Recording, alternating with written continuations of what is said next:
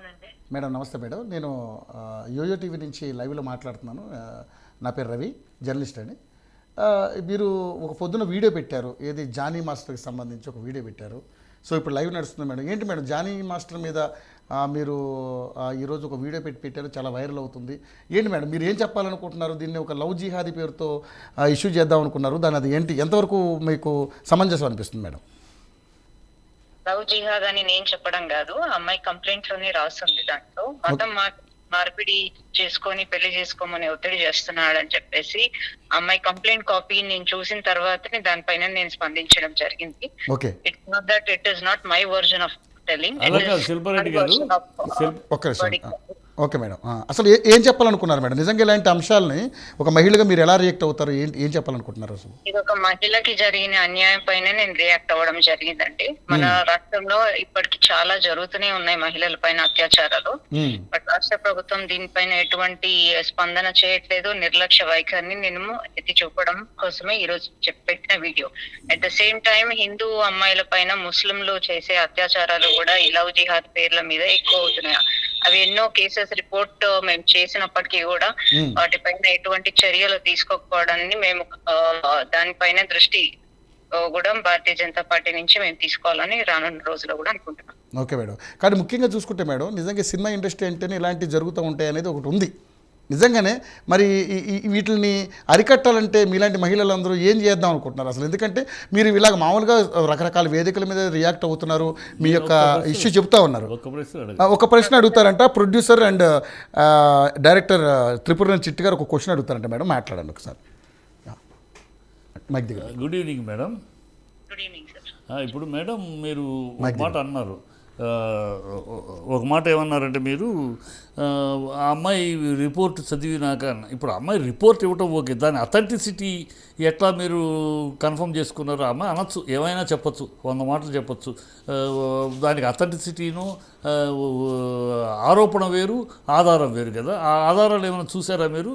ఆ అమ్మాయి చెప్పిన దానికి ఆధారాలు, అమ్మాయి చెప్పింది 100 చెప్పింది, దానికి ఏమీ ప్రూఫ్ ఏమున్నాయి? ఏమీ లేవు. అతను అన్నాడు అని మనం తొందరపడి కంక్లూషన్స్కి వెళ్ళి jump in to the conclusions కాదు కదా. ఆధారాలు ఏమైనా ఉన్నాయా? ఆధారాలు చూసారా మీరు ఏమన్నా? కంక్లూజన్స్ అని కాదండి, ఆ అమ్మాయి చెప్పిన దాన్ని బేస్ చేసుకొని మాట్లాడడం జరిగింది. అండ్ ఇప్పుడు ఇది కొత్తగా ఏం జరుగుతున్న విషయం కాదు కదా.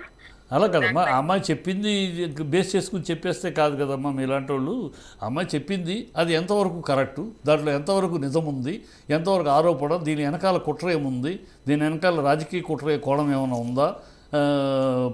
పవన్ కళ్యాణ్ని బదనాం చేయడానికి పవన్ కళ్యాణ్ మనుషులను ఒకళ్ళ తర్వాత ఒకరిని లాగుతున్నారు. ఇది ఒక వెనకాల చంద్రబాబు వ్యూహమే ఉందా? ఇన్ని ఆలోచనలు అనుమానం నాకు ఉన్న. చంద్రబాబు వ్యూహమే ఉందా?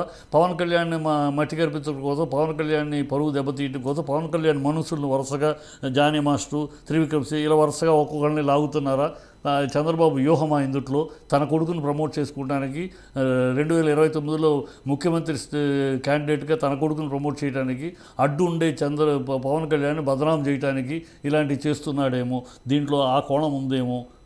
ఉండొచ్చు కదా, ఉండకూడదని ఏమైనా గ్యారంటీ ఉందా? మీరు చెప్పేదానికి నేను చెప్పేదానికి డిఫరెన్స్. నేను ఇప్పుడు ఇట్లాంటి ఏవి మాట్లాడడం జరగలేదు, మాట్లాడబోను కూడా. ఎందుకంటే this is nothing related to what you have said. అది కరెక్ట్. నేను మాట్లాడింది జస్ట్ అమ్మాయికి న్యాయం జరగాలని. బికాజ్ ఒక అమ్మాయి మైనర్ గా ఉన్నప్పటి నుంచి అతను లైంగికంగా నా పైన వేధింపులు చేస్తున్నాడు అని చెప్పేసి చెప్పడానికి న్యాయం జరగాలని. I appreciate that. That is nothing related to I appreciate that. No.